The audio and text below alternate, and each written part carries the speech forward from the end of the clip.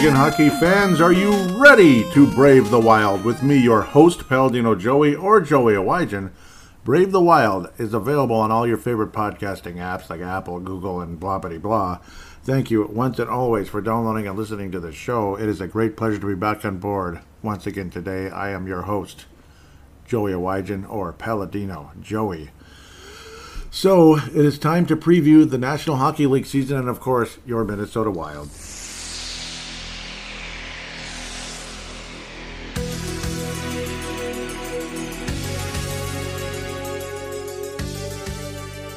We are back once again, and it is a wonderful feeling to have hockey back.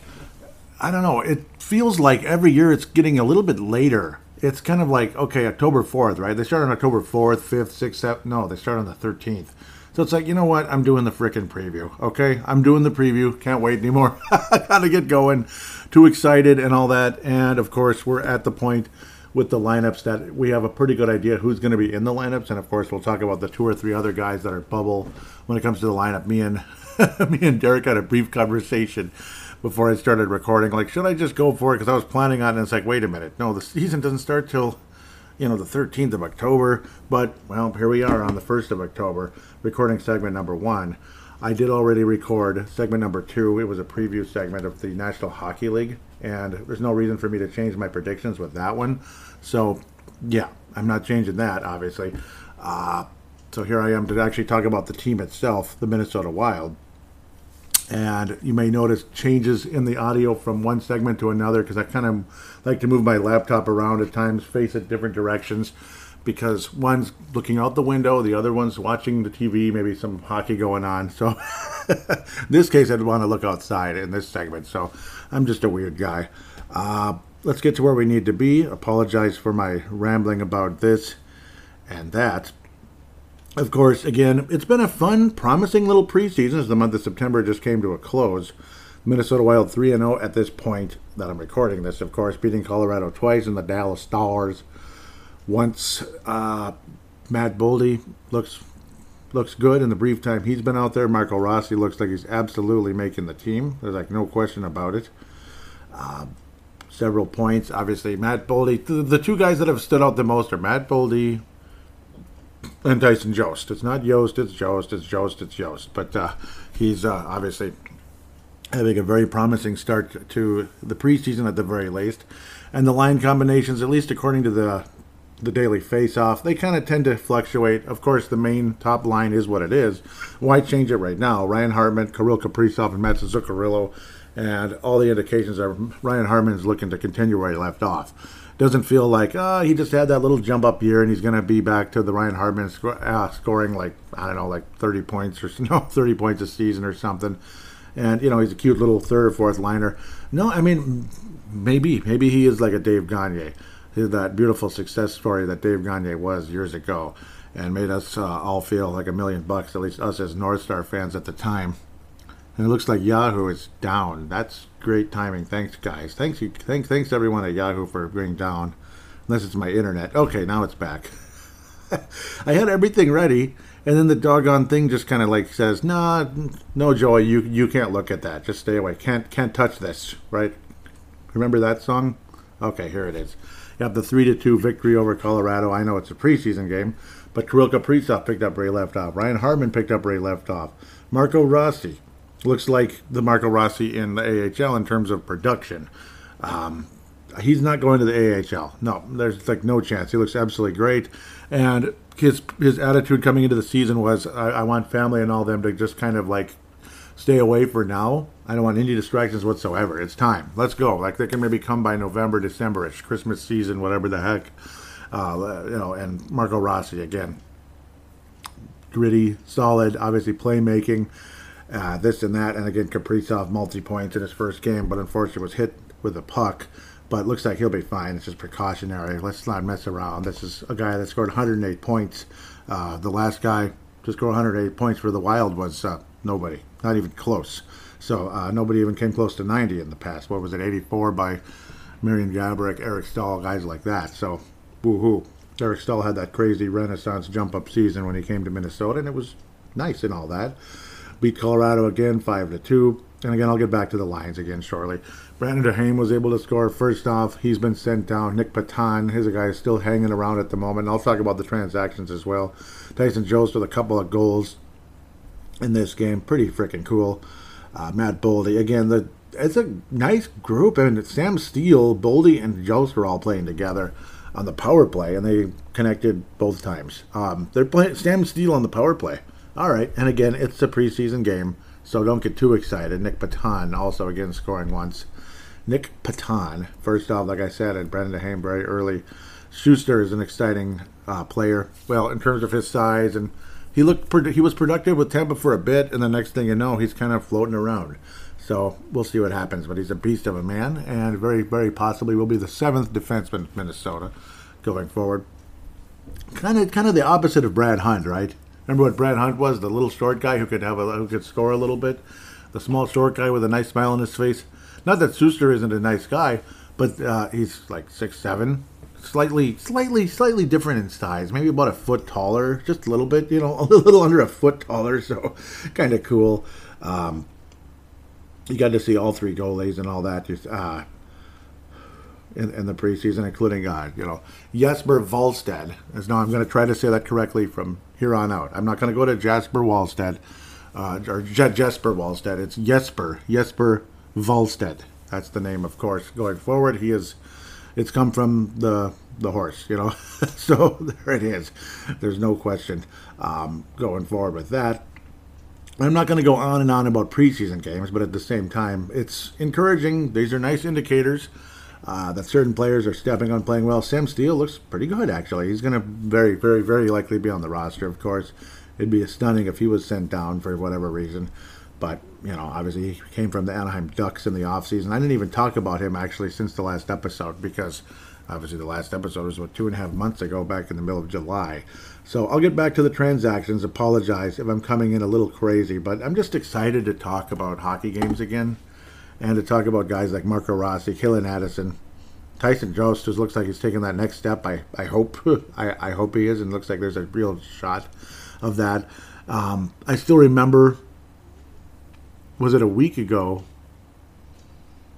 Who was talking? I think it was on, I can't remember if it was the Judd's Hockey Show. I think it was. It was Judd's Hockey Show. They were talking about, so who goes in to replace Greenway coming into the season, of course, as he's going to miss time to start off the season. It just came out immediately, Tyson Jost. That's what came out of my mouth. Like, because I'm out cutting grass, listening to the podcast, and it just came out of my mouth right away, Tyson Jost. And it's like, yeah, that to me is the obvious choice. Let's see what he can do. And right now he is on the grief line. It is it's not a grief line. I don't know what you'd call it now.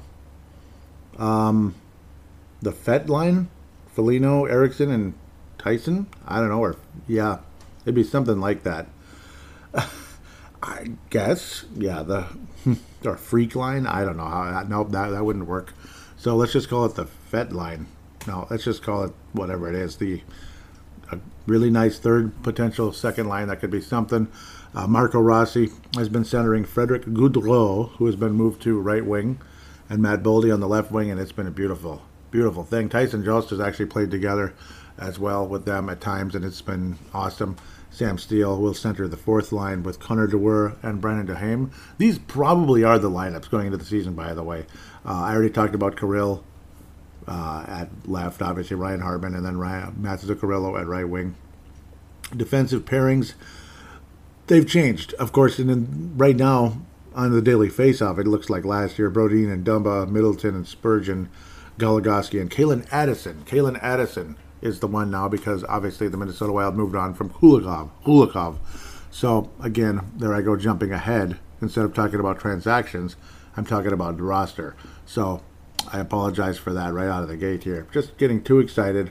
So got to get caught up with the transactions here before we actually start getting into the actual preseason and such. To going into September, right away, guys invited to training camp. Ty Ronning is the son of Cliff Ronning, Turner Ottenberg, Thomas Milich, Benjamin Finkelstein. That's kind of Finkelstein, CJ Mott. Mike O'Leary, which is actually He used to be the pastor in my Sunday school many years ago. It's the same exact name anyway. Is there any relation? I have no idea. Tanner Kaspic, and of course, Dmitry Kulikov was traded for future considerations to Anaheim. Sam Steele was signed as a free agent for 1 year. We'll look at the salary here in a second. Sammy Walker signed as a free agent, 2-year entry-level contract.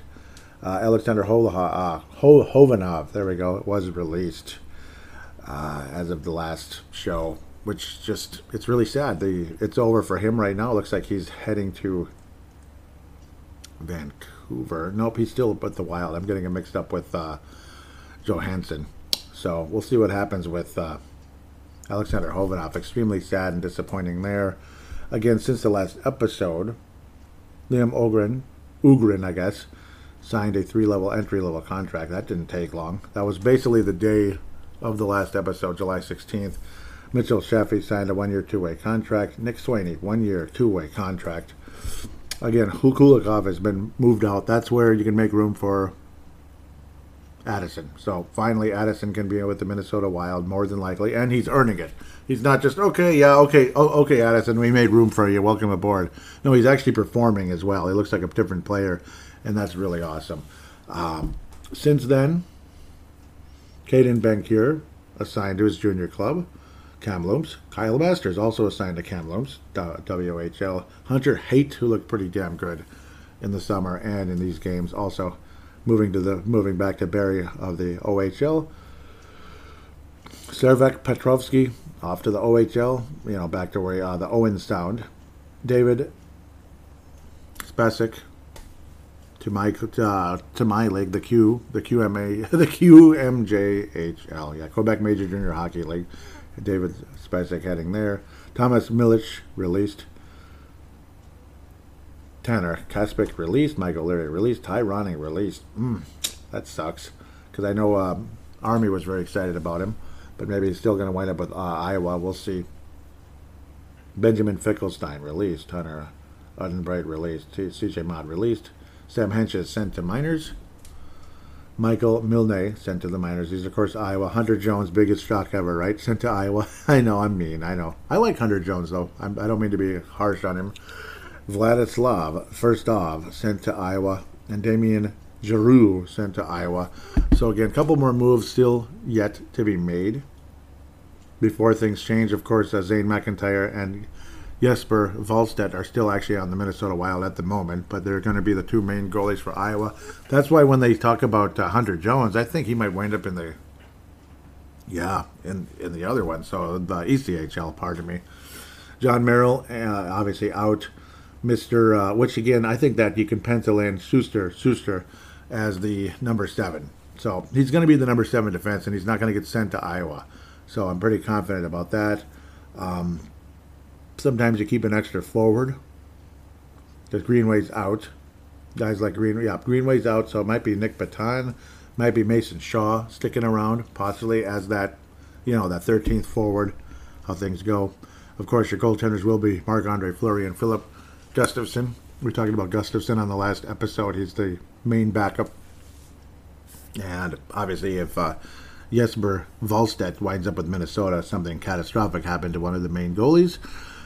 Same with Zane McIntyre. Obviously, he's a guy that could fill in, though, like if it's a short-term injury for somebody. I think he's the guy that comes up to Minnesota and probably doesn't play, but you never know. One of those kind of things. He's a nice veteran, 30-year-old, but unfortunately didn't have a whole lot of success in the National Hockey League to date. So that's the situation there. Still got a bunch of, a lot of guys have that cross next to their name. My goodness, man, how many injuries can there be? Jeez. Nick Paton. We'll see what happens with him.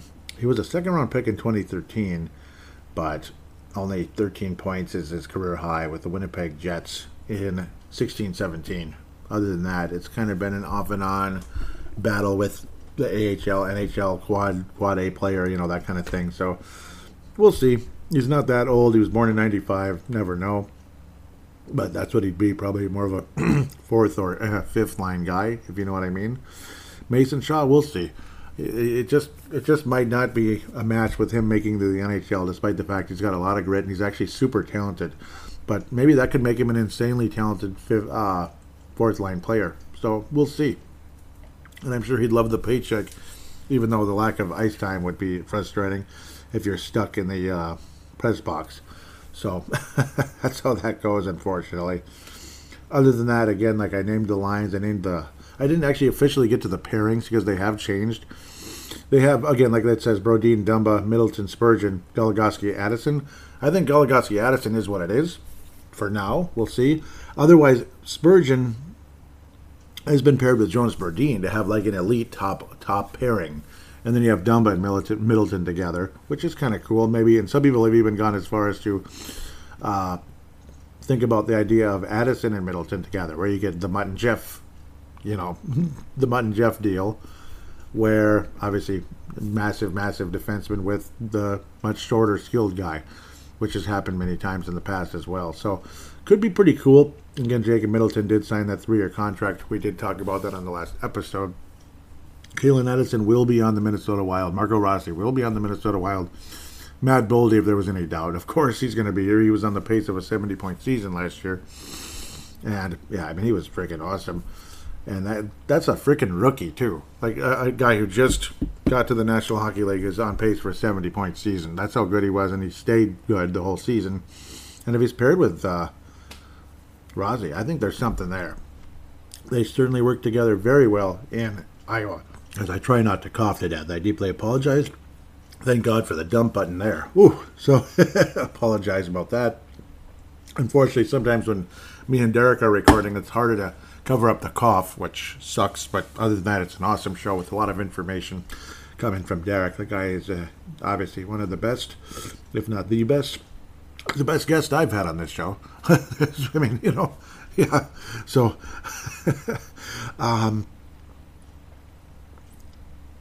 there's nothing really on this roster that tells me they can't make the postseason, other than, goaltending might be mediocre for Marc-Andre Fleury.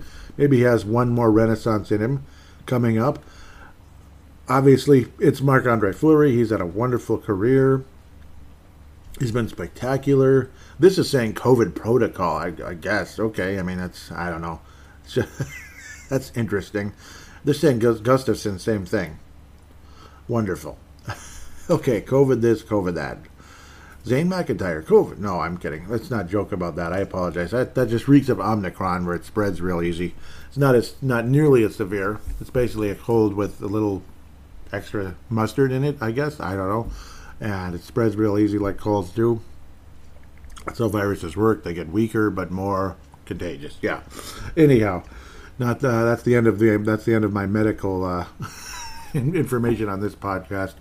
But it's got the makings of a decent hockey team, I think.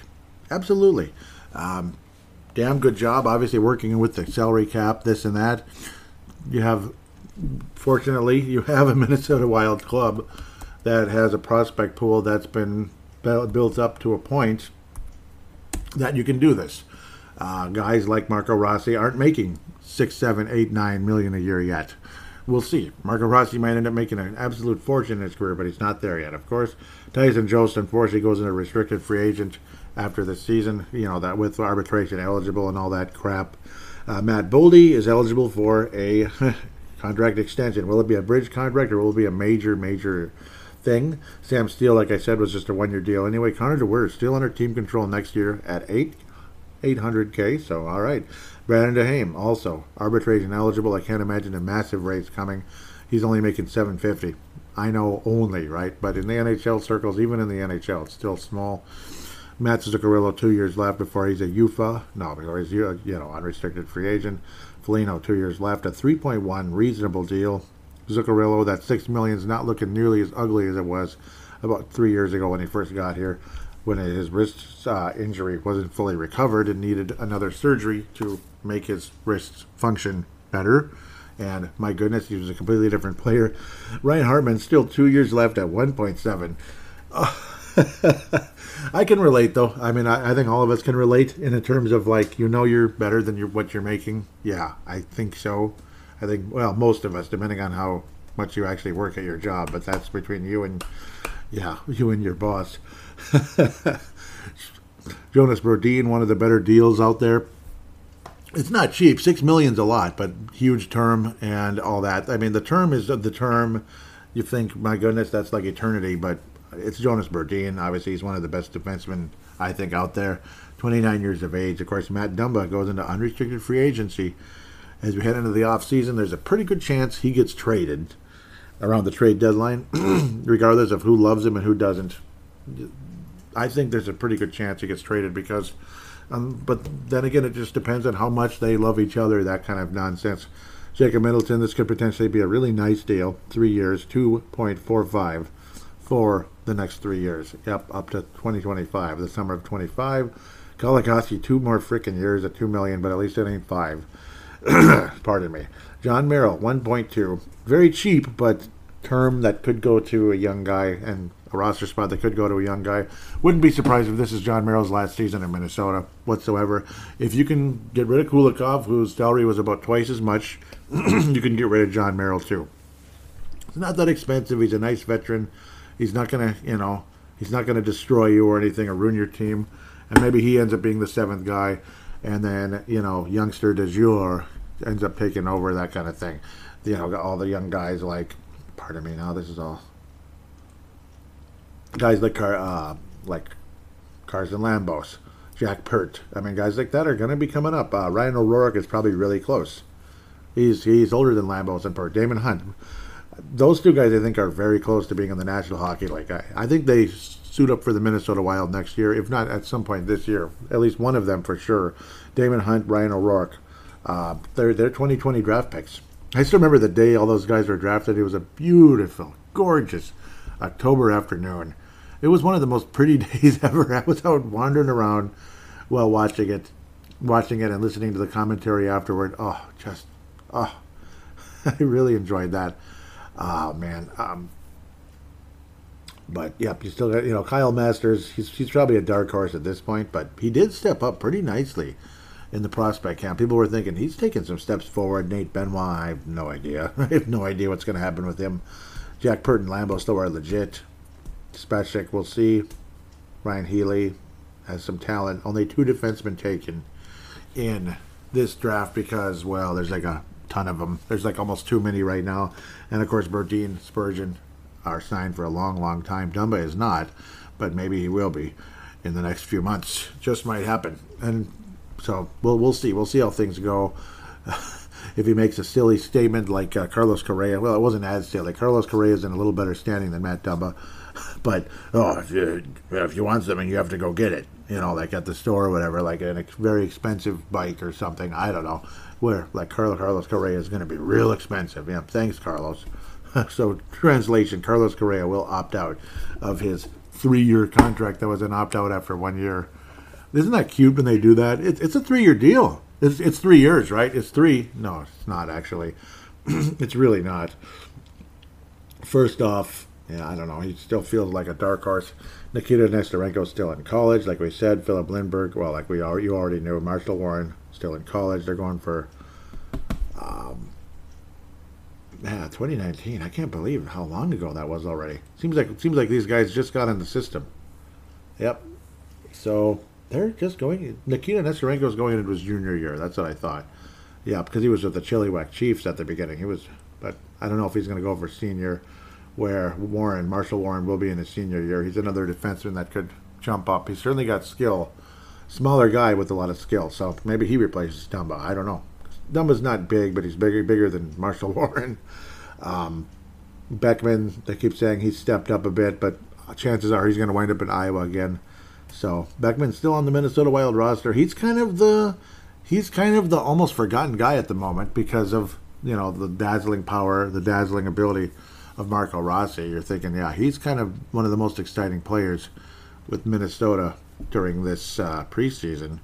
Where Adam Beckman showed signs, but he's not standing out that much. It's not like, whoa, Adam Beckman, holy crap. He's really ready to play. Where, I don't know, Beckman, maybe he's going to be like a superstar in the AHL and might end up getting to the NHL very soon, but maybe he's just going to have to dominate the AHL for a year or half a year or something at this stage. Luckily, still super duper young. Would still be a college player, pardon me, if he went to college, this and that. But Nothing wrong with that. 21 years of age, still at this stage. Will turn 22 until May 10th. So that's the good news. He's still got plenty of time to develop. So go get him, Adam Beckett. Maybe he will dominate the AHL because he really didn't last year. He's about a half a point guy, like literally half a point a game. 68 games, 34 points. Pretty simple math, eh? And again, had that nice little assist from behind the net very early last season when he was on the Minnesota Wild roster, but most of us knew there was a pretty good chance he'd be back in Iowa within a few, like within a week or so, and that's exactly what took place. So it's all kind of a wait and see with a lot of these guys. Really looking forward to what they can do. Danila Yurov, Ogren, Hunter Haight. People are dazzled with his ability. So I can't wait to see what he can do. At least getting to Iowa and such. Coming up next season, I believe he'll be Iowa eligible, or maybe not. Doesn't turn 19 until April 4th. Dang, Hunter. Maybe he'll make the NHL outright next year. Never know. But dang, he's young. Holy crud. He didn't turn 18 until April 4th. And he had 41 points in the OHL as a 17-year-old. I kept talking about that back in the spring when I did the draft, or the summer after the draft review. And it's just, you just can't believe it. So you just can't believe how much he can do at such a young age, and people are very intrigued. Let's not forget, he's the 47th overall pick in the draft. It's not like he was taken in the 6th round here. So I kept thinking, Hunter Haight, he's probably 4th, 5th round pick. Maybe he'll be that nice guy who jumps up. No, that's more like Ryan Healy, 4th round pick. We'll see. He's got certainly got some ability and did surprise some people. So could be an awesome draft yet again with Judd, Brackett, and of course Bill Guerin heading the franchise player personnel and all that. It's a promising season. Promising, but not overly promising. I'm not predicting any Stanley Cup run or anything. I think this team could get to the second round, but we all know how we feel about that. I think there's a lot of hungry players on this roster that's sick and tired of the first round exits, this and that. They could make it to the second round, partially because the youth. Sometimes a youth movement on a team could push you forward. I mean, look at the 1981 North Stars, not 91. That team also had a lot of youth, but it had a lot of wily veterans as well that have went on playoff runs in the past. Guys like Brian Propp and such that lost the Stanley Cup twice with Philadelphia and lost the Stanley Cup with the North Stars and never hoisted the cup. Oh, Brian. Every time I think about guys like that played their heart out and went to the finals more than once and never brought it home, God. I feel bad for him. A lot of great Philadelphia Flyer players that were on teams that lost the Stanley Cup final. I mean, they won 2 Stanley Cups of that Broad Street Bullies team in the mid-'70s, and then they went to the final, 8 times since, and they lost them all. It's just kind of sad, So, but to get to the point, as I babble off into La La Land as much as I do, the 81 North Star team was filled with youth. Gino Ciccarelli, Neil Broughton, Bobby Smith was actually young at one point. Yes, he was actually a young guy once. Yeah, I'm just teasing. The goalie was 18 years of age, wasn't he? He was super young. Yeah, I mean, you had a goalie that was like not even 20 years old yet. And they went all the way to the Cup final because the youth was so talented and they were so hungry. And it was a beautiful thing. They went so far, but then obviously ran into a buzzsaw called the New York Islanders, who were on their way to winning their second of 4 straight Stanley Cups. So that's kind of how that went. They beat a Calgary team that was gritty and tough with Willie Plett, but ultimately did not win. They did not win the Cup. The North Stars did not win the Cup.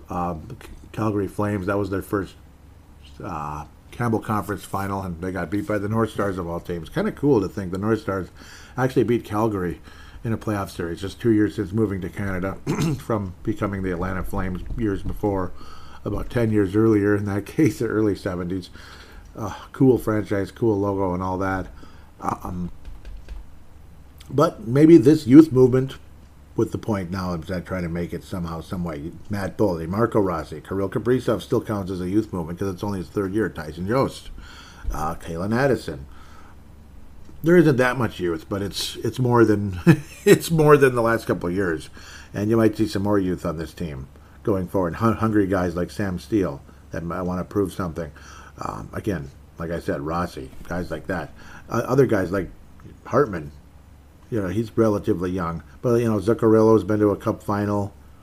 Kaprizov, all of them, they're so hungry and frustrated. Foligno, Eriksson Ek, who always plays well in the playoffs. One of the few Wild players who's been awesome in the postseason. The Dummas, the Brodins, the Spurgeons, how they've lost in the playoffs in the first round. And they're like, you know what? F this. We need to push forward, get something going. So the hunger of the youth and the hunger of the veterans might be a good combination that this team may overachieve once the postseason comes around.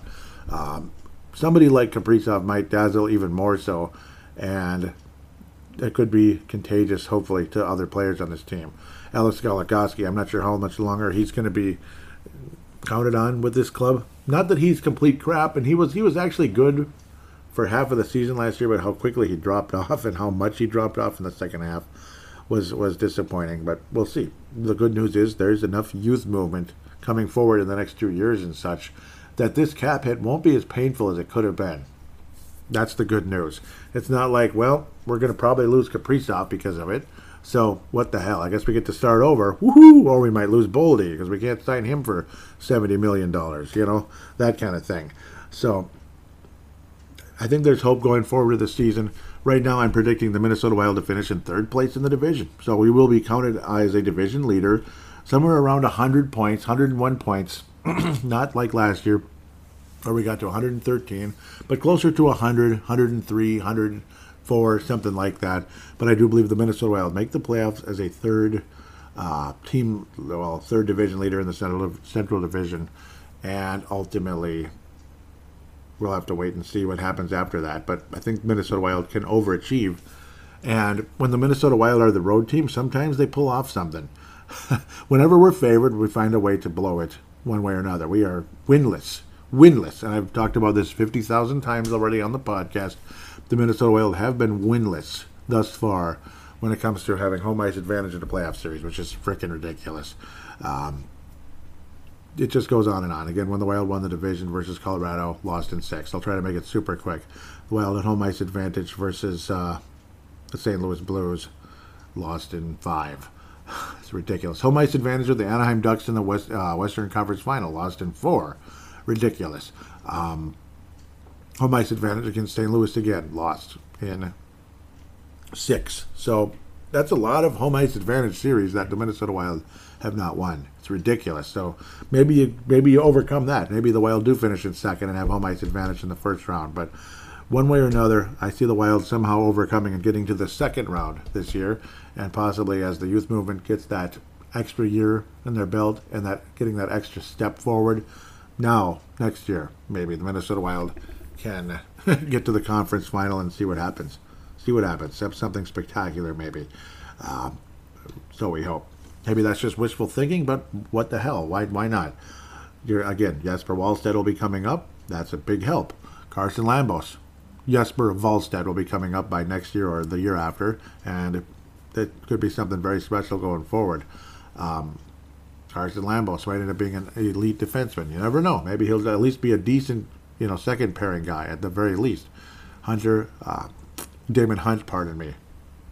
We'll see what happens. Other guys like Hunter Haight might shock the world. So that's the hope, again, going forward with this team, with the salary cap situation and the salary cap stress that's going to be hanging around for a few more years, that things will get better and better. Summer of 25 is when the salary cap stress will be mostly gone.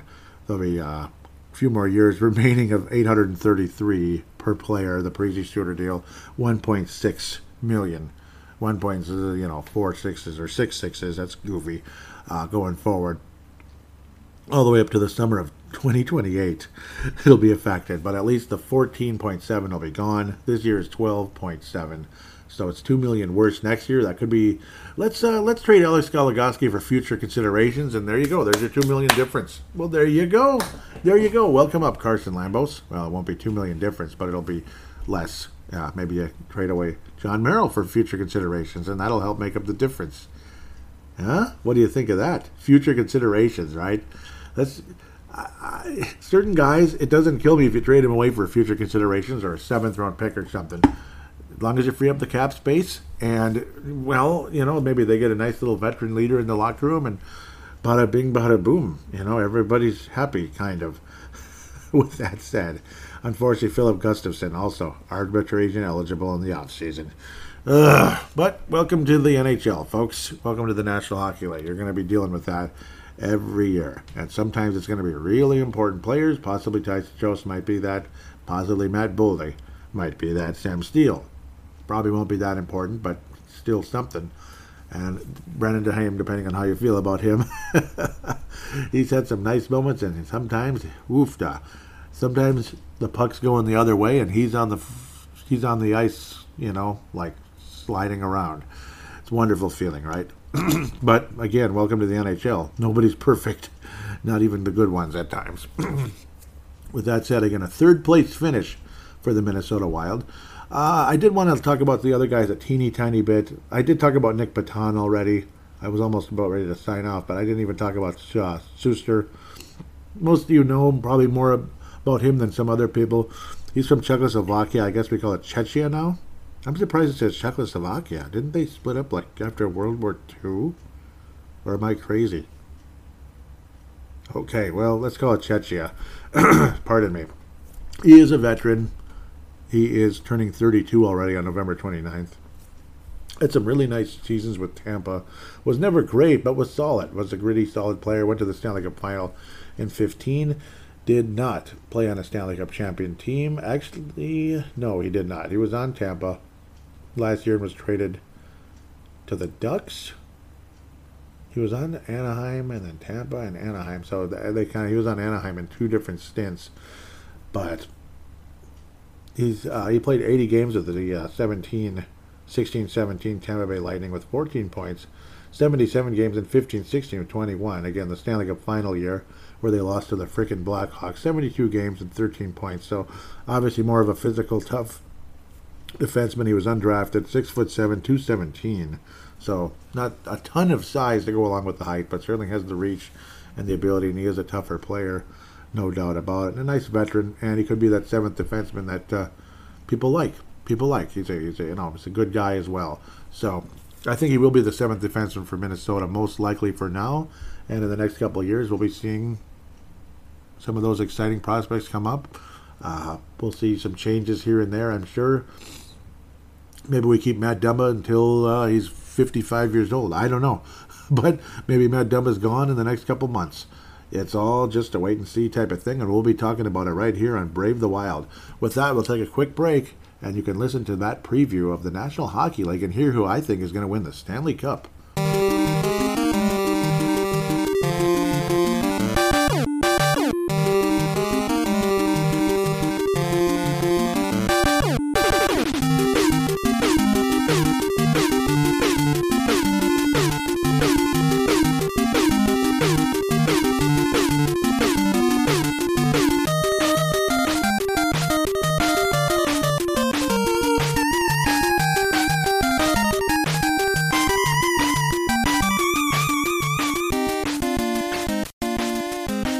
And we are back here on Brave the Wild, segment number 2 of the season preview for 2022-2023.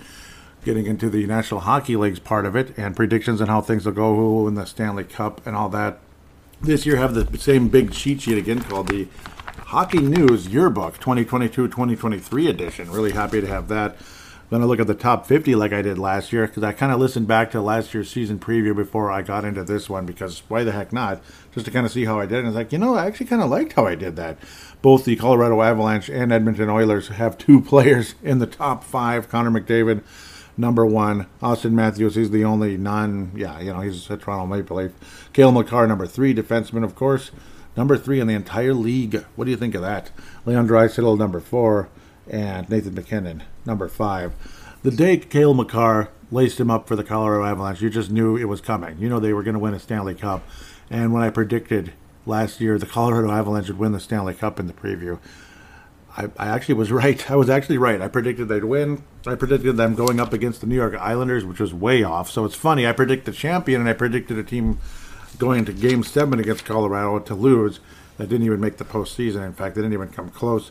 Johnny Gaudreau, number 6. Vasilevsky, number 7. And you can keep going for a little while. Victor Hedman makes the top 10. Barkov is still with Florida. He is number 11. Kirill the Thrill is for real. He's number 12. Kirill Kaprizov having 108 points last year. Number 12 in all of the National Hockey League. Really cool. Jonathan Huberdeau, the new Calgary Flames player. We'll talk about them a bit, I'm sure, in this preview. He's number 21. Sidney Crosby is now down to 20. Last year he was 10th. Now he's 20th. So I can't imagine Scott, State of Hoppy of the Soda Pot, is all too happy about that. Of course, Pittsburgh Penguins and Minnesota Wild fan. Matthew Tkachuk of Florida is number 16. So actually higher than Jonathan Huberdeau. But the Calgary Flames are definitely built to win now with the coach, the goalie, and the star players all kind of being veterans. They're going for it, and they have a chance. We'll be talking about that shortly. Minnesota Wild, I'm just checking for the heck of it, just to make sure. Yep, Nazem Kadri, at the time that this publication was written, had not signed with the team. It was right about the next week or so we wound up with the Calgary Flames. Calgary has 3 players in the top 50 at the very least. Jacob Markstrom, number 25. Again, Kadri of the Flames, now of the Flames, number 45, formerly of the Colorado Avalanche, winning the Stanley Cup, of course. Landeskog and Jonathan Devon Taves, 47 and 48, respectively. Jack Eichel's 50th? Jack Eichel's 50th, and you trade the whole farm for the 50th best player, at least according to this. And, of course, he had a huge drop in value with the way things had dropped off. Obviously he missed a ton of time and didn't play very, very well with with Vegas last year. Mark Stone, of course, dropped off, missing most of the year last year as well, 44th. We'll see if Vegas can reemerge and make the postseason. We'll see. Alex Ovechkin's all the way down to 28th now. A lot of these established studs dropping way the heck down. Patrick Kane all the way down to 31st. Remember when he was like in the top 5 every year? Remember those days? Who's that guy again? Yeah, really. Vladimir Tarasenko at times would barely make the 50. He's 42nd, so he's in respectable territory. The Wild have one player in the top 50, and that is number 12, Kirill Kaprizov, pardon me. This thing has the Minnesota Wild finishing 3rd in the Central Division. This, again, hockey news. 2022-2023 predictions. Eastern Conference, Tampa Bay Lightning remaining in 1st, Toronto 2nd. This is in the Atlantic Division. Florida 3rd, Ottawa 3rd, blah, blah, blah, blah, blah. So that's always nice. Minnesota Wild should make the postseason, of course, because they'll be in 3rd. And then, of course, the wild cards, it always kind of, we'll have to wait and see how things turn out. They have Edmonton finishing in 1st place in the Pacific Division. Well, they played well against Calgary when it mattered in the second round. I mean, Calgary just cannot get past the second round. Vegas started hitting a wall after they had their great Cup final run. They would always lose in the Western Finals, it seemed like. And then the one year they choked against the Sharks very early when it looked like they were extremely promising. Gerald Gallant the next year was let go, unfortunately, and now he's the New York Rangers head coach. New York Rangers, I had them missing the playoffs last year. Whew, boy, that was off. I was off. I mean, it could have been the Rangers and the Islanders switch them up. Carolina Hurricanes number 1 in the Met division, at least according to this, and I think so. I think there's a strong possibility. Looks like this thing has the Predators and the LA Kings being the wild card clubs.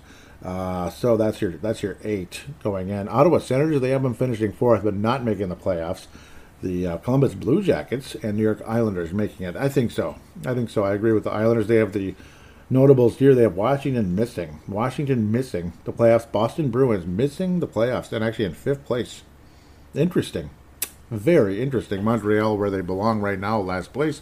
Philadelphia, I picked to make the playoffs last year over the Penguins. Yeah. I don't think Hoppy's going to like that one.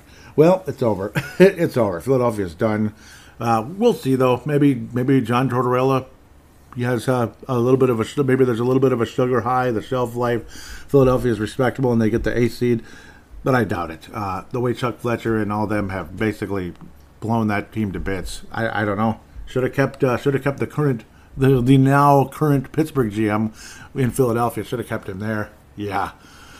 Ron Hextall would have been fine. He was doing a good job. That's when Philadelphia jumped up and Fletcher's a genius. No, he's not. He just walked in the door. I mean, the team that was on the ice at the time was Ron Hextall's, and they were doing really well and were looking real promising. Not long after that, things then did drop off. Hextall's not a perfect GM or anything, and going to Pittsburgh almost was kind of like, well, at least it's a head man job, but it's for a team that's probably not trending in the right direction. Getting a little old there. Getting a little old. Don't tell anyone I said that now.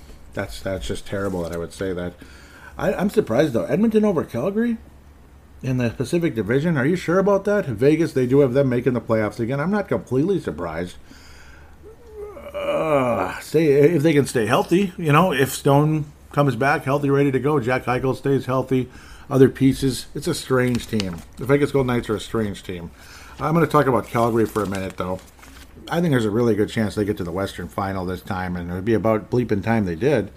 You got, again, Jonathan Huberdeau is now on the left wing. Elias Lindholm's the main center. Tyler Toffoli had a wonderful season, but now you got to add Nazem Kadri to the group as well. Unfortunately, he's not on this depth chart, but he will be there, and he's got obviously there's really something there. Milan Lucic, one of those valuable captain kind of guys, even though he's not the captain. Uyghur's the best defenseman on the roster for Calgary. There's a pretty good chance they got something going. Chris Tanev was had an oft-injured, unfortunately, and Jacob Markstrom was an awesome goalie, but for some reason couldn't stop the puck for anything versus the Edmonton Oilers. It was weird.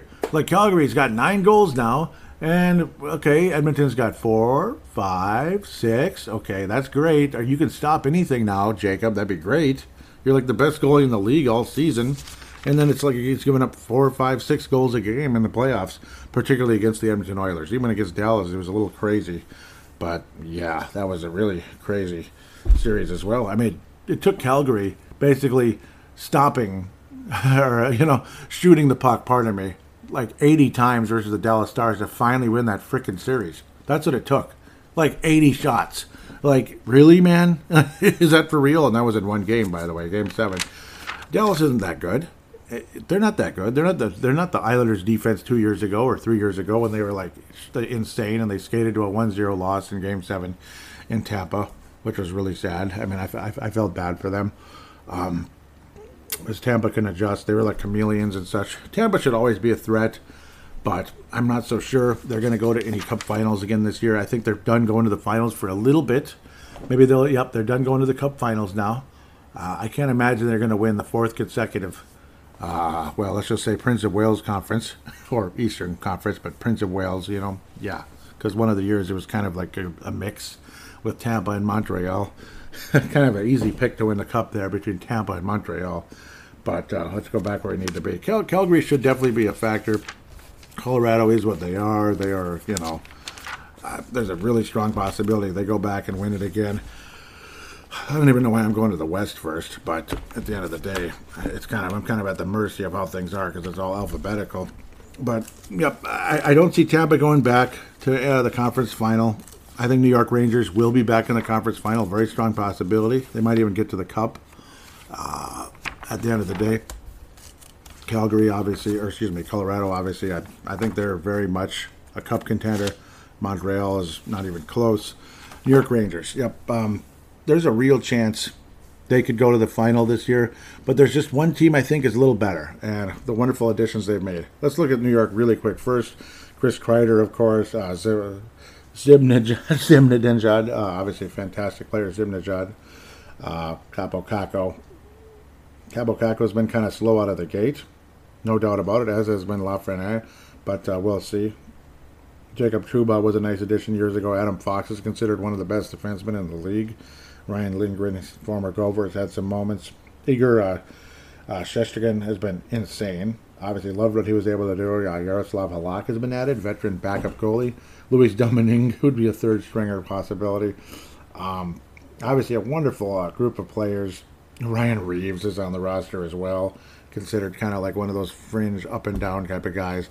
Obviously, late in his career and such, but he'll see minutes, he'll see ice. But at the same time, he'll see the press box as well, depending on the matchups and such. So the New York Rangers should very much be in the mix. I kind of think they're going to lose the conference final again, though, because there's one more team that I have a feeling is going to go to the Stanley Cup final and win, possibly win the whole thing this year. Pardon me.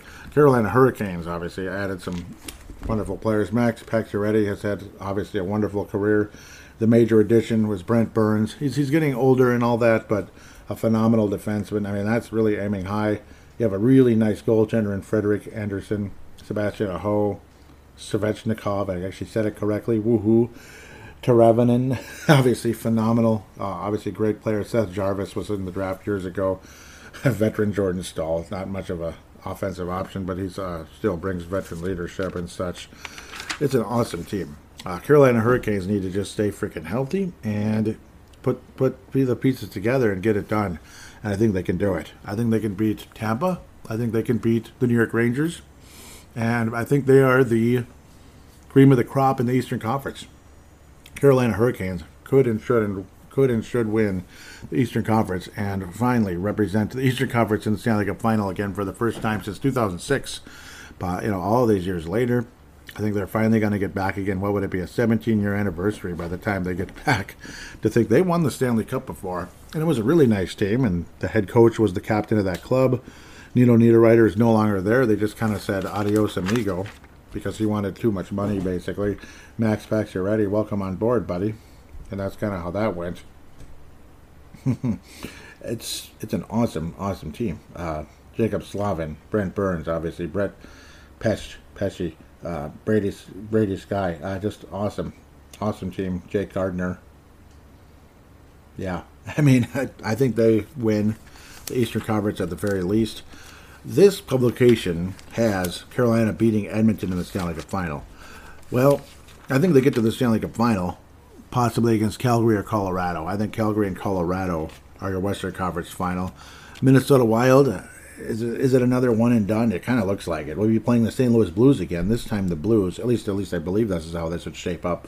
We would be playing the Blues again, this time with the Blues with home ice advantage.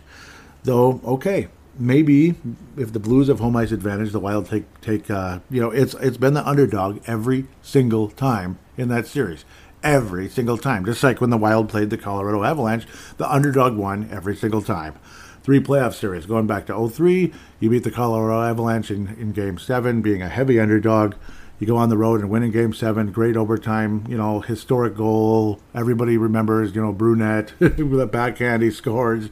Minnesota has upset the Colorado Avalanche. And then there's Niederreiter scores, and all that. It beats Colorado. When we were heavy underdogs again years later with the McKinnon-Landeskog crew before Cale Makar got there. Yeah, before Cale Makar got there. That's right. With Cale Makar, good luck to you, buddy. It's just so complete. It's such a complete team. But the underdog won every time. The Minnesota Wild won the division. Colorado Avalanche were like a 6th seed in the Western Conference. And the Avalanche beat us in 6 games. And you could just kind of tell the whole time the Avalanche just kind of knew what they were doing and got the job done. It was a veteran group of players.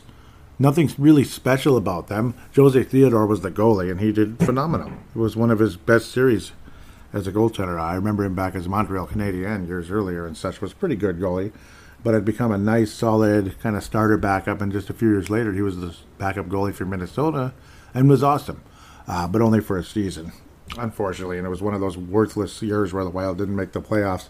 It was that in-between time, back when I started podcasting, Brave the Wild, and the Wild weren't a playoff team anymore, and the numbers were like 20, like anywhere from like 200 to 300 downloads a show. Like 300 was like, yes, now we're talking 150. I mean, that's going back in time, and that's pretty low. Not that I'm making bajillions, not that I have bajillions of listeners, but those of you that do listen, thank you so very much, and God bless every one of you. Again, this is Carolina beating Edmonton. They don't even have conference finals or anything, but obviously that would mean Edmonton would be in the conference finals with, say, Colorado or Calgary or something, or the Blues or the Wild or Bob. You get the idea. It's the same old thing, right? Duh. I do think Colorado will be in the West Finals. There's no reason why they shouldn't be. There's a really, really, really strong possibility Colorado just simply goes back-to-back, like Tampa Bay. A really strong possibility.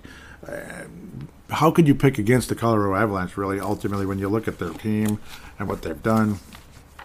It's been an amazing group of players that are going to win multiple Stanley Cups, whether we like it or not. The odds of Colorado just being a one and done for a championship, pretty slim. I mean, they could easily be like Pittsburgh, just win 2 cups here, maybe they end up being like Pittsburgh in a different way, where they win the one, and then it's how many years later, like 7 years later, then they win 2 in a row, and then they stay competitive the whole time, most of the way, as long as they stay healthy, and then it gets interesting. Their goaltender situation is kind of back where it was last year in a sense, where Darcy Kemper had established himself with the Arizona Coyotes. But again, still with that kind of team in front of you to be that good, it's not bad. And I have nothing against Arizona. It's just they weren't that good. They had some okay players. Now you're looking at Georgiev, who's the backup goalie for Saskatoon, and other veterans going all the way back to King Henry and such in New York. Lundqvist, of course. And you have Frank Kuz, Jonas Johansson. Jonas Johansson, pardon me. I don't know. It's the goaltending situation kind of is what it is. Brad Hunt is a member of the Colorado Avalanche now. Interesting. So again, minor additions. Lucas Sedlak. All right, he would be a fifth left winger. That's great. Kel McCarr, Devin Taves. I mean, it's just insane group of players. Sam Girard, former Ranger, could go on forever. McKinnon, Newhook. Obviously, when you see these young star players wind up with Colorado, and it's like, oh great. Look, when you look at the rest of the roster they already had, and then they get these great prospects like Kel McCarr, and it's just like, oh no. No, stop it, please, Lord, no more. Oh, Lafreniere. Okay, I'm just yeah, Lafreniere, huh? Yeah. How many points is he going to have? No, maybe the Rangers do get to the Cup final. I would not be surprised if Carolina though ends up winning the Stanley Cup. I'm kind of leaning towards Carolina. I'm going back and forth. I mean, I think any of these four teams could win the Stanley Cup. Everyone else underneath, I think it's slim to no chance of winning, unfortunately. That includes the Minnesota Wild right now. Of course, we're going into the cap crunch. It's wonderful and such. The Minnesota Wild will be very competitive. Maybe we go on some kind of crazy run. But I'm very skeptical of the possibility of the Wild bringing home the Stanley Cup, at least right now. I think another prospect or two needs to really emerge to join the fray and such, particularly defensemen and offensemen. I mean, luckily Minnesota has wonderful defensemen in the system, Lambos and such. We can go on forever about that. Of course, talking about that in segment number 1 and beyond into the fan interaction. We'll probably talk about that there as well. We're not quite there yet, as you know. But I don't want to pick Colorado to win again. Sometimes it's like you got the Stanley Cup. That doesn't mean you're not going to stay hungry, but it might mean that somebody else is going to be slightly hungrier. I think Carolina is the hungriest team right now. Calgary should be, but how can I trust Calgary to go all the way to the Stanley Cup and winning it? I kind of doubt it. I think you're going to have an epic final. Epic. And it's going to be better than hopefully this is a better prediction than it was last year. Because the New York Islanders were always on the cusp. They were just right there, just like an inch away from getting to the Cup final and possibly winning. Very strong possibility if against Montreal. You don't think the New York Islanders would have beat the Montreal Canadiens if they could have freaking got past Tampa, maybe tie it up and have some kind of a lucky bounce, as they call it, and win in overtime versus Tampa in Game 7? You don't think the Islanders would have beaten the Montreal Canadiens, pardon me? I think they would have pretty easily, probably in 5 games or maybe 6 tops. But Colorado and Carolina, Colorado. That's going to be your Stanley Cup final. Carolina winning it in 6 or 7. It'll be long. It'll be intense. Carolina just looks like a complete team. Both of these are the top-heavy clubs, but they're complete, generally speaking. Both of them have great defensemen. Both of them have incredible top sixes. Carolina has the better goaltender at the end of the day. And Colorado won the Cup last year. Carolina is hungry and starving and all that cute stuff. They have a great coach and obviously a former great player, leader, all that good stuff. Carolina wins the Stanley Cup this year over the Colorado Avalanche. And the next year, don't be surprised if the Avalanche are right back in the final again and win it again. But we'll see. Maybe they'll rematch with Tampa again. I don't know. I kind of think Tampa's done going to the final. 3 years in a row is really impressive. It's amazing. Maybe Tampa gets in one more year coming in the next, 2 to 3 years or something. But this year, I think this is the time for Carolina to get the job done. And I do think these teams are fairly similar. Again, with the top-heavy rosters, just beautiful top-heavy rosters, insane talent, defensemen, forwards, centers, coaches are good. Obviously, they know what they're doing. They've been around long enough. They know what they're doing. They've got the job done. They have cups. Oh, a cup at least. A cup. Combining the two, there's cups. When you put that together, obviously one is the player, the other is the coach, of course. I think Carolina is going to be the one, though, this year. With that said, Minnesota, competitive. Minnesota, I think we beat the Blues in the first round, because if that's the matchup, the underdog always wins. Minnesota beats the Blues and then runs into Colorado, and we'll be the underdog again. Maybe we pull off some kind of insane miracle and win that again and go to the West Finals. It'd be really, really, really, really, really cool. But I just think this version of Colorado is just too good for the Wild to just pull off the upset. That's the way I would look at it. That Colorado would win that in like 6 or something. Minnesota would make it very interesting with the good coaching, obviously. The good coach, good GM, or you could say great on both of them as well. But maybe I'd be a little too homerish saying that. That's how I see it, though. Minnesota will get to the second round next year, so at least we'll get a step forward. Minnesota will get a step forward, even with a inferior record of 103 points, like I predicted in the article written by Derek Felska. He had the fans voice out our predictions and thoughts going into the season. Do check that out. Very, very, very exciting. It is the last hurrah with Derek Felska with the Sports Daily. We'll talk about more as to where he's heading in the next segment, as Derek Felska often leads things off with the Brave the Wild fan interaction segment. We'll talk about where he's going to. But yeah, it'll be the last hurrah with the Sports Daily. Do check it out. Moving to a different publication, and it should be freaking awesome. So Derek ain't going away. He's just moving to a different publication. At Grease and Assist, we'll live on and keep kicking butt. Coming out of Western Wisconsin, but of course he is Minnesota-based. Just happens to work in Western Wisconsin as a teacher and as a defensive line coach. Pretty cool, defensive line coach for the for high school there. With that said, we will take a quick break and come back for some fan interaction talk.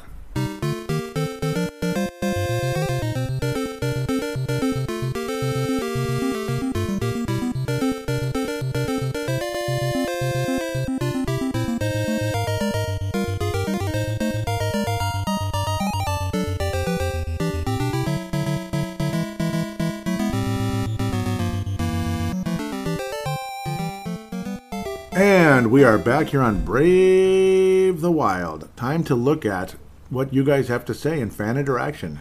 At Brave the Wild, nice and simple, is the Twitter account. Hashtag BTWMN is the hashtag to kind of get everything together, keep it all organized. And thank all of you so much. Thank you, Derek, especially for organizing these. It is just so appreciated. There's no doubt about that. With that said, please do click on the links or check out the links in the show description. You could get on crypto.com and you could get that started one way or another. $25 will be put in your account. You can start trading cryptocurrency.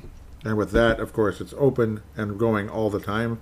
Unlike the stock market, where the stock market kind of comes and goes as it just kind of comes and goes. Obviously, it starts in the morning around 8:30, and then it's done by 3:30 in the afternoon, where cryptocurrency is going all the time. Even on weekends, even on holidays, it is constantly moving. Pardon me, I'm getting distracted here.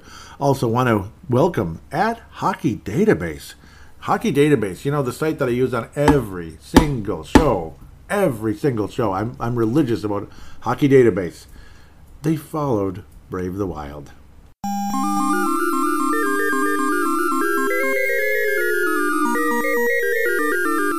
I'm truly honored, and I can't thank you guys enough. That is, Hockey Database. I mean, I love it. I love what you guys do.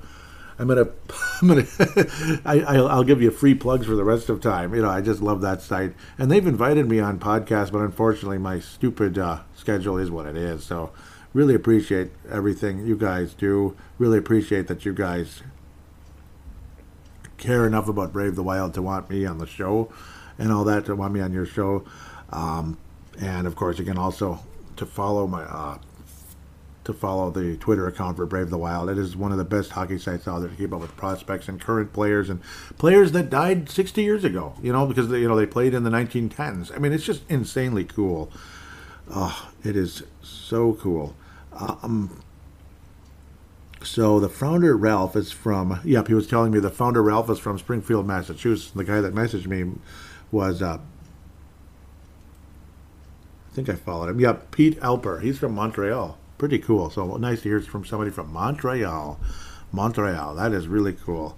Really appreciate hearing from you, Peter. Peter Alper, if I'm saying that correctly. And of course, Ralph, I guess, is the founder of the page from Boston, Massachusetts. Doesn't get much cooler than that. Can't thank you guys enough. Thank you so much for following Brave the Wild. Again, I'm truly honored. You guys are the bomb. No doubt about it. So trying to get things organized here. Yes, here we go. Yes, it really was July 16th, the last episode. And the one before that was an absolute explosion of a show with myself and Derek Felska at Crease and Assist. Changing web pages, but keep up with him at Crease and Assist. He'll have the links out every time he releases shows. And he had me a part of Fans Speak for back-to-back years. If I remember, it might be the third year in a row, but at least the second year in a row, where we ask a bunch of questions and he asks questions and we respond. It's a group of us that are veteran hockey fans, podcasters, family members that know a lot of hockey from Derek's world. That it's really cool. Really cool. Do check it out. He's shared it. I've shared it. I've retweeted it. Do check it out. And if you don't, you're missing out, honestly.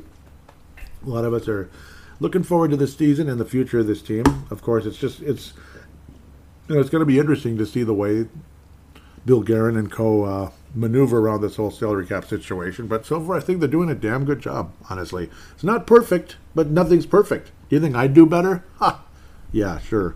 Derek Felska says, as we get closer to the opening of another Minnesota Wild season, do you have a few questions on your mind? Ask Brave the Wild. Just tag it, hashtag BWMN, and ask as many as you wish. And yes, ask as many as you wish. Thank you, Derek. He's from Minnesota, but works and lives in western Wisconsin as a teacher and as a defensive line coach for the high school that he works at. So, defensive line coach. Pretty cool. Unfortunately, the Gophers, as of right now, just lost to Purdue. After all this promise, all this excitement of beating Michigan State, we're going to the Rose Bowl, stand and cheer. Okay, I'm just kidding. Sky Uma, row the boat, go Gophers, and we lost at home to Purdue. Welcome to Minnesota, eh? Welcome to Minnesota. Mike, hey, welcome back. Moco V65. Great to hear from you again. He says, not a question, really, more of an insight as the Wild enter the season. Their season will be decided by a few faces and the chemistry that develops. I agree with that. That's true. Yep. Brian Herrera says, how much growing pains do you see with the D pairing being completely different? Will 25 and 46 play well together for long stretches in the season? Yeah, probably. That's a good question. Yeah, I mean, they're going to be counted on for sure, and it's going to be one of the best pairings in the NHL probably in terms of just shutdown ability, overall skill, not spectacular offense, but just shutting people down. And I suppose that's what defenseman was all about until Bobby Orr became the greatest, player ever, basically. Basically, when you put two and two together, it's between him and Gretzky. And, it really is. It's a shame that Orr didn't play longer, but Lemieux missed a billion games as well, unfortunately, with one thing after another, including Hodgkins. Wheel number 5, again, that would be, yeah, that would be Middleton and Dumba. That's going to be a really interesting pairing. Will Middleton and Dumba... No, will Middleton help Dumba keep to his offensive game instead of being the enforcement of the pairing? Yeah, that could be very interesting. That's a very interesting prospect right there going forward because, like Dumba, obviously, he's been stuck at around 25 to 30 points. Like, has he hit his ceiling? He had that 50-point year. Looked like he was on pace to 60-something. And then he tore the pectoral in the fight with Matthew Tkachuk, because that was bouncing around between Matthew and Brady. Brady Tkachuk. It drove me freaking crazy that I couldn't even say those guys right in the last episode. It drove me nuts. But that's the joys of being completely, and I mean completely, solo. So Brady Tkachuk is with Ottawa. Matthew Tkachuk is with Cal. No, he's with someone else. He's with Florida. So that's going to be super interesting.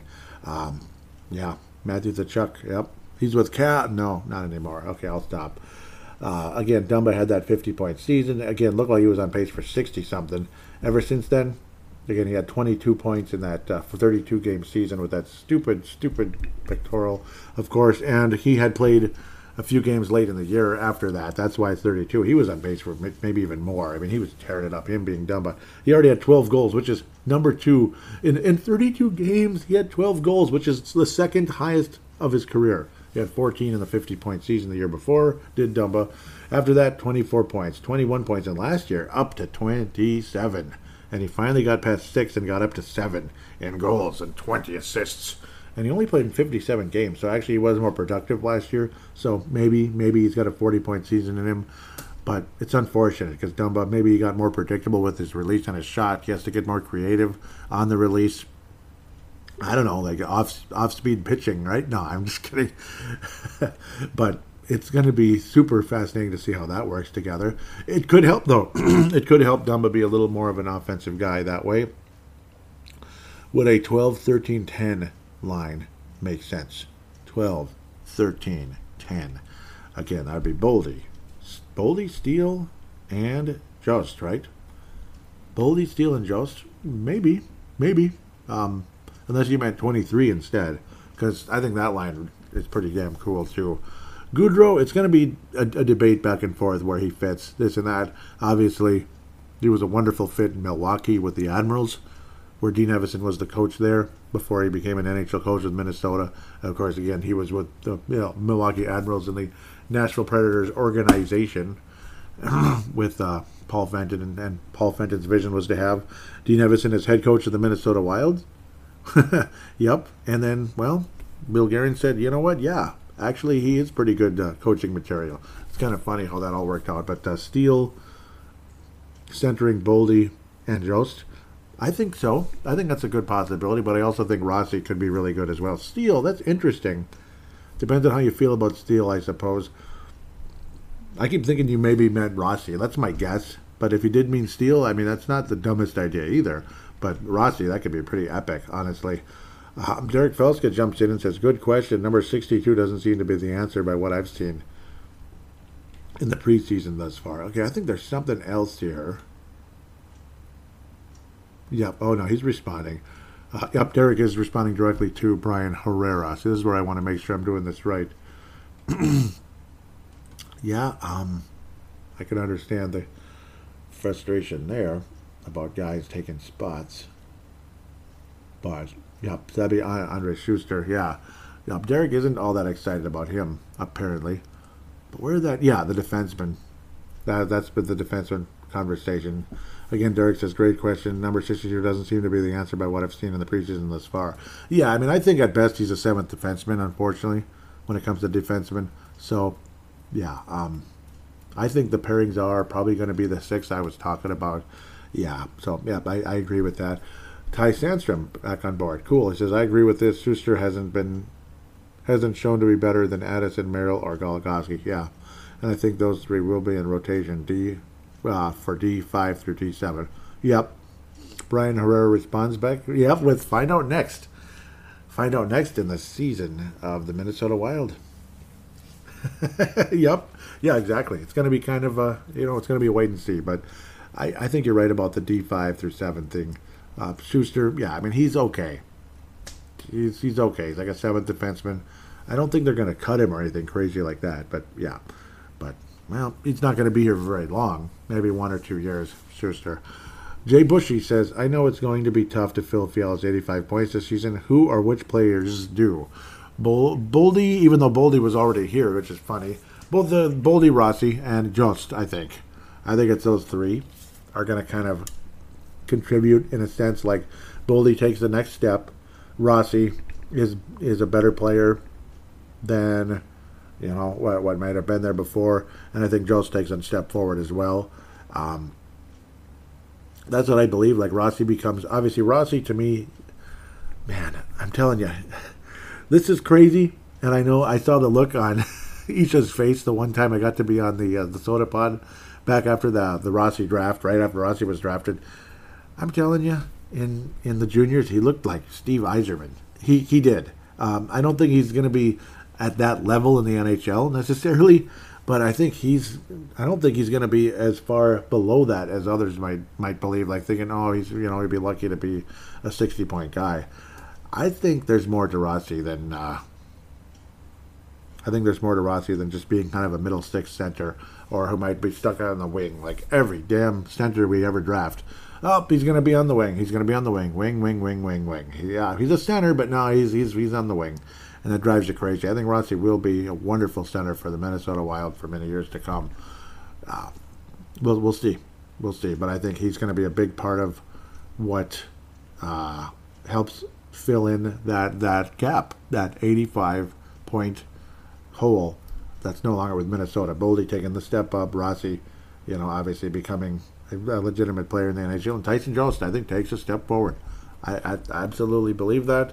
And then other guys like DeHame, DeWeer are going to be praying that they can keep their spots, because there's going to be some talent coming up. So it's going to be super interesting. Other guys are going to get older. Like Zuccarello's not going to be here forever. He's just not. That's reality. And I've talked about the defenseman in the system forever and ever. So let's move on to the next thread of questions here. Derek Felska asks his first one here. Says, how many starts do you think Philip Gustafsson will make for this year for the Minnesota Wild? How many does he need to make? Let me see. How many does he need to make? And Marc-Andre to make he and Marc-Andre Fleury an effective goaltending duo. Okay, gotcha. Boy, more than last year, that's for sure. When it comes to Philip Gustafsson, let me come back here real quick, because I want to see the exact amount that he played last year. 18. Yeah. It's got to be more than that. It's got to be more than that. I'm thinking along the lines of 25 to 30ish. I would love to see 35. I would love that. It seems like sometimes we're married to certain players, certain goaltenders. You absolutely cannot do that with Marc-Andre Fleury. Last year, when you combined Minnesota and Chicago, he played 56. Him being Marc-Andre Fleury. 56. So that would leave, because obviously it's an 82-game season. I thought I had this up, but that's Joey being Joey there. Yep. So again, it's fairly simple math, but you want it there. 26. That'd be 26 games if Marc-Andre Fleury was to play 56. I'm hoping for something along the likes of, if you could get to 35, that'd be awesome. Then you keep Marc-Andre Fleury to 47. Then maybe that's not realistic. And obviously 30 would mean 52 for Marc-Andre Fleury. I want 35. I'm scared. I'm scared of Marc-Andre Fleury being in their net too much. Like years ago with Pittsburgh, 67. He was young, though. Then Vegas, 61. In 18, he played 46. That's when they went to the final. That's actually pretty good. Yeah, and if you could get Marc-Andre Fleury to anywhere from 47 to 50, I feel a little better. So that's, again, 35 to 32 for Philip Gustafsson. I don't want to see 56, 60 by Marc-Andre Fleury. Even if he's playing spectacular, you still gotta, balance this out a little bit. You can't just be like Marc-Andre Fleury. He's the greatest goaltender ever. Yeah, I mean, he's back to being Mr. Venezia guy. 1.5 goals against average. Yeah, right. He's not going to be that good, but 2.2 or something, something great. You don't want to overdo it. You don't want to kill him, so that kind of thing. So I'm thinking around, you get the idea. 35 to 30-ish for Mr. Gustafsson. That's the way you keep it. If it reaches 50 for Marc-Andre Fleury, you're hoping it's right about 50.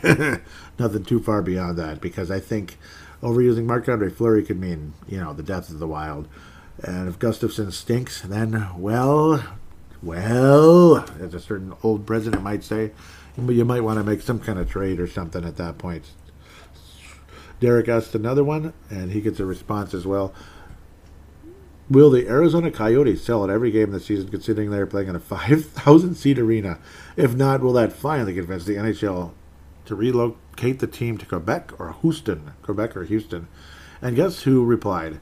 NHL to Houston, at NHL to Houston, and he hashtagged NHL to Houston. They better sell out a 5,000 seat arena. I would hate to be a fan in something tiny like that, even though there's probably a cool vibe to it.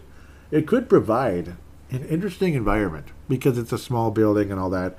It could provide a very interesting environment, but at the same time, it's ridiculous. It's like it's a bleep show, as some people might say. Are you kidding me? Remember when Gary Bettman laughed at the Civic Center when we're talking about, expansion franchise coming to St. Paul back in the mid '90s? They just kind of laughed at the Civic Center, and then it's like, okay, we have another idea. We'll have an arena right on this spot, but it'll be a new one that's about 20,000. What do you think of that, Gary? And then, yeah, let's go. That type of deal. Houston is obviously a huge market. I personally feel bad that because I loved the name Houston Aeros a lot. I feel bad that they moved away, but, well, at least they're closer to Minnesota with the Iowa Wild. Again, they were our affiliate and all that. I love the name. I love anything involving airplanes. Yeah, I think it's kind of boring when your NHL team and your AHL team have the same name and a very similar color scheme and all that. I think that's boring. I like the Arrows, but Iowa Arrows might be weird. Houston, well, maybe they could call them the Arrows, and I think that would be kind of cool. I'm not going to lie, I like the name Quebec. Well, I would love to see them in Quebec, and I actually like Arizona having a team as well, but maybe they shouldn't. It just feels like they're going to be. It just feels like it's going to be kind of shoved on our throats one way or another. But NHL to Houston, I followed them and they followed me back. So thank you, NHL to Houston. Good luck, and we'll see what happens. I felt bad for them when they kept getting left out of this idea and that idea. They were sad and frustrated. So I can relate. Obviously, here in Minnesota, we were getting really frustrated for a few years. Thought we were going to get the Edmonton Oilers at one point. That quickly faded away. The Hartford Whalers were going to come to Minnesota, possibly. Maybe the Target Center. That faded away. I always wondered what that team would have been called. The Winnipeg Jets. There was a strong possibility of coming here. Instead, not only did we lose the Winnipeg Jets to Arizona, we wound up seeing to be the Coyotes. We wound up seeing our St. Paul, Minnesota Moose, who played in the Civic Center, moved to Manitoba in Winnipeg, which is funny. It was like bing, bing, my double middle finger in Minnesota. It was kind of funny. But they were an IHL club. Now they are an AHL club, so kind of cool. IHL was kind of like in the middle somewhere. It's kind of weird. Next question. Derek Velska says, on a scale of E.T., the extraterrestrial, for the Atari 2600, poor, and Zelda, A Link to the Past for the Super Nintendo, excellent. How safe is Minnesota Wild head coach Dean Evanson's job? How safe is it? It kind of depends on playoff success, I think, and really the special teams. If you come in this year with crappy, horrible special teams, again, both the penalty kill, like our penalty kill sucked, and our power play sucked. And if we're hearing a lot of that again, which I don't blame him for saying it, but I mean, well, can we get better? It's a combination of personnel and coaching. This and that coaching can be that with personnel as well. It's going to have to be better. So let's say it's somewhere along the likes of, let's see. Oh, I wish I had an idea with a possible game here. Something like, depending on how you feel, I guess. I don't know, like Mickey Mouse Capade, like kind of in the middle, kind of fun. Like I'd say he's a good coach. Like Mickey Mouse Capade is kind of a fun game, but it's short and kind of simple, and some of the levels take like a minute. Like the pirate ship is like 1 minute. It's like, okay, that wasn't real interesting. And then the castle can be just annoying and stupid when the crow comes and pulls Minnie away, and you got to look for her instead of trying to beat the game. So it would be something like that. The game has a lot of sentimental value for me because it goes back to about 1989 for me. So that's why I would put Dean Evason slightly above average in terms of his job safety, because you never know with Bill Guerin at times. But again, it'll be above the middle per se. Something like Mickey Mouse Capade, I guess, is what I could come up with. Or if I want to go a little more positive, 1943, the Battle of Midway. Awesome game, but too hard. So it can't be a great game because it's too hard. But awesome sentimental value for that one. Next, was there a response? Was there? No. Next one, you have Derek again. It's the Derek Felska lightning round. He says, Is the Minnesota Wild making a poor game ops mistake by sticking with Shout as the team's goal scoring song?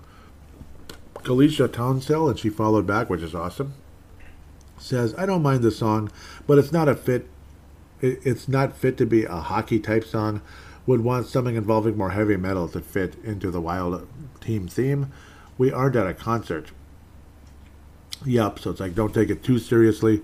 I kind of like it. I don't know. I kind of like it. The Prince one was kind of fun, but I don't know. That seems more like, he was more of a Timberwolves guy than a hockey guy, though, wasn't he?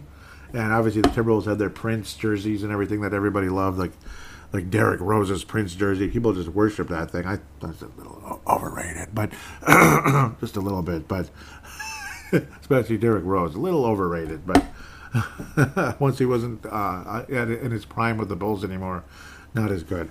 I don't know. Welcome to Paradise. What do you think of that one? If you want to bring in rock and roll, it's not like heavy metal, but it's rock and roll. Welcome to Paradise when you score a goal. Is that okay? That's Green Day, of course, about 94. KFan Girl says, or KFAN Girl says, Jody Halvey says, personally, I love it. Derek responds with, I only shout to ask the Minnesota Wild game offs to shut it off. Ooh, so Derek is sick of it, yeah. It's an oldie but a goodie. I actually thought the song was older than it is. It's from like the mid-70s. I thought it was from like the 60s, or even the 50s, but because it sounds older. And I don't mean that as an insult. I love retro. I love the 50s, 60s, 70s, 80s, and early 90s. Yes, when it comes to anything like music or even like, just stuff. I don't know. Not everything about every decade, but a lot. 2000s is when things started to, like the bleep turd was rolling down the hill, that kind of thing, as far as I'm concerned with a lot of things. Next, KFAN Girl responds with Derek saying, it seems like whatever they choose, a significant amount of people are going to hate it no matter what it is, so does it really matter? Yeah, exactly. If I were to just randomly gun to my head, I'll just think of something real quick, like what the hell, see what happens, throw a dart in the dark. Green Day. Yeah. Green Day's Welcome to Paradise. What do you think of that? Maybe there'll be a response there. Derek continues, says, what player do you think has been a pleasant surprise in the Wild training camp and preseason play thus far? Which player's disappointed the most? Tyson Jones is the biggest surprise. See, Rossi, you thought, coming in, sorry for the stupid frickin' chair, I need to replace it. It's, God. Tyson Jost, because you're hoping he's going to take that next step, but there was no real, pure, true indicator that he would do that. Rossi, he was the leading scorer for the Iowa Wild. He was extremely highly touted. In the juniors, he looked like I said, he looked like Steve Yzerman out there. Again, it's juniors, but he looked like, he looked like an absolute stud and a guy that could really make everything look easy and be freaking awesome for the Wild for many years. So, and whereas Tyson Jost didn't show really anything last year, as far as I was concerned, I was actually kind of like, about Tyson Jost. So Tyson Jost is the most surprising. Biggest disappointment so far in the preseason is, it's by far, it's Jesper Wallstedt. No, it's not. I'm teasing. Gosh. Probably Hartman. You're not seeing a whole lot again. Come on, Hartman. This is time. It's go time, Hartman. Let's go. He's not, like I said, he's super young, like earlier. Super young and everything.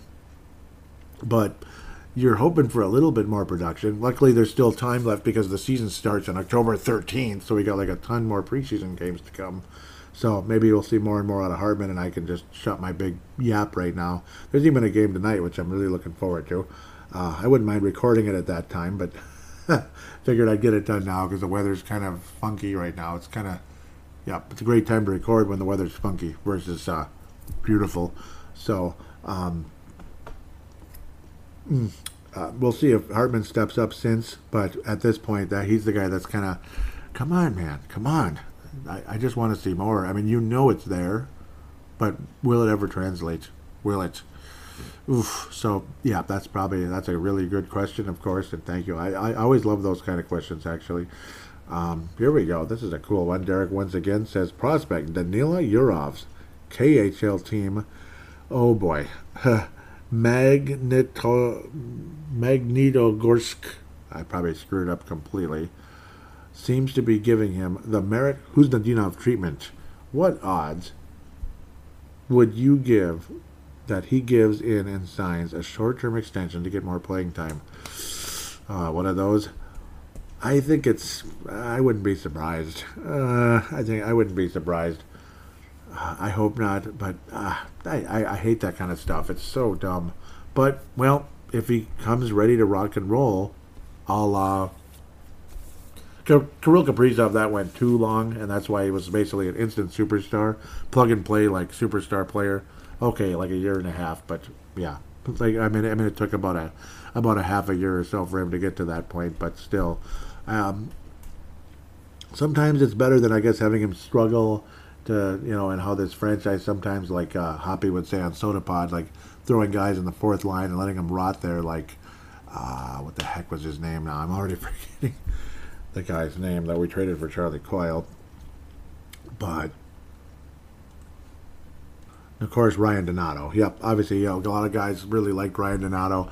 Not sure how much skill he brings to an NHL team, but why am I going off on that? But, yeah, I mean, you don't want the young guys rotting in the bottom six forever, and then next thing you know, like, yeah, we just give up on him, and he's on somebody else. And I don't know. But Ryan Donato might be a little bit more of a trend than a mirage when it comes to a guy that goes to the bottom six rather than, like, not deserving to be there. We'll see. We'll see, though. I mean, I wouldn't be surprised, though, if that's exactly what's going to happen. He is super-duper young. That's the positive of it, as annoying as that is.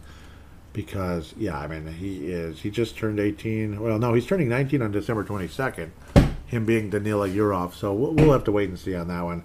I'm really looking forward to him. I really, really, really am looking forward to him. So we'll see. I don't think he's going to be coming to the NHL super soon. But hopefully it's short, and it's not like, he's stuck there for 4 years like Kaprizov, because that was ridiculous. Freaking annoying. It was like 5 years, felt like 20 years. Next question here. Okay, Kalisha Townsell says, yeah, but thank you, Derek, for sharing it. Kalisha says, I believe we'll be fine between the pipes if Gustafsson shows to be better than Kakinen, Kemper, and Stalock. Well, I hope so. Once he does, then Flower won't have to play a lot. Think of a 55-40. There you go. 45 split. Okay, that's percentage. Yep, 55-45 split, which is needed for a 38-year-old in Flower to keep him fresh, or will Gus become another Matt Murray? Yeah, I mean, we'll have to wait and see. You mean like being a spectacular savior in the end that comes up and helps us win a Stanley Cup, right? Matt Murray after that, not as great, but that 1 year he was really something. Yep, he's the one. He's actually the one that knocked the Flower away from Pittsburgh, and if you can believe it. But again, obviously, wonderful, wonderful run with Vegas Golden Knights for the Flower, as they say. Kakinen, I truly believe Capo Kakinen is underrated. Kemper was super disappointing, and then eventually, got a chance with the Kings in Arizona to finally come through. Stalock, obviously, just limited. Just a limited guy. He's got limited skill, small body, and this and that. And every time he makes a good save, it looks like the save of the century. But he had to do a lot more to get there because the smaller body, this and that. That's where the larger goalies have become much more of a thing over the years. Kakinen, though, I think he's underrated. We'll see what he does with San Jose this year. He's going to get a lot of time between the pipes this year, Kakinen, with the Sharks. He's either going to start or platoon there, I believe. So it's going to be super interesting how that plays out. I think it's Rainer, right? Over there. So Rainer. But, yep, that's what I was thinking. Around that 47 game, 47 to 35 type of thing. That'd be good, I think. 47 games for the Flower, or maybe Gustafsson shocks the world. We'll see. But so far that hasn't happened. Was there any response? No. But, yeah, that's a good question. Thank you, Kalisha. Hope you're listening. I know it just kind of came around, but she's been a Wild fan for years. Derek was asking any questions. Oh, and Kalisha responded as well. Good. This is good. She says, yes, I got one right now. Who gets traded first, Jost, Dumba, or Greenway?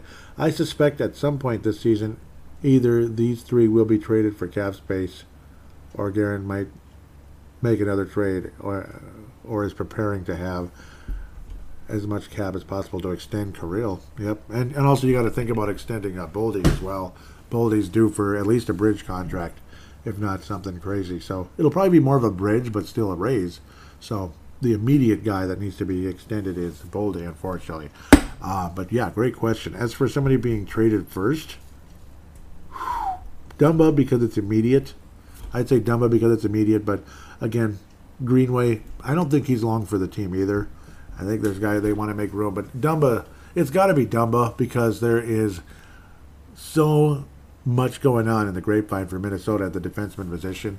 And again, the two guys that are signed for a really long time you're not going to trade ever are Spurgeon and Brodin. I mean, maybe anything could happen. Maybe one of them does get traded someday, but that would be quite a shocker in my opinion. Jost, I think he stays. He's inexpensive, unless we feel like maybe he gets his price too high. But I can't imagine it's going to get too high just yet. It'll be more of a small bridge deal for Tyson Jost going forward at this stage. Where is the stinking cap thing? Here we go. Yeah, because he is. Yeah, unfortunately, he's eligible again, arbitration eligible. So we'll see how far that would go. We'll see. He hasn't done enough, I don't think, to garner like some $6 million a year deal. So, and if he feels that way, him and his agent play hardball, then yeah, he's gone. And that would be a bummer. But that's life, I guess, in the city, as they say. Great question. Thank you, Kalisha.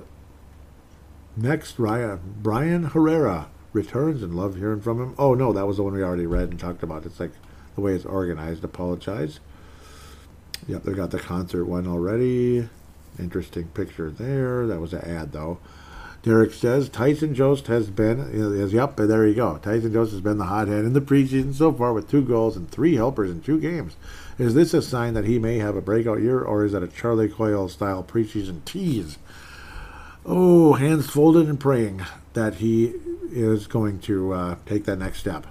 It's a different coaching staff, and basically if Tyson Jost doesn't produce, he's going to be gone one way or another. So I'm hoping and praying that this is the real thing. I don't think he'll be that good, obviously, but he'll be. I do hope that something is coming.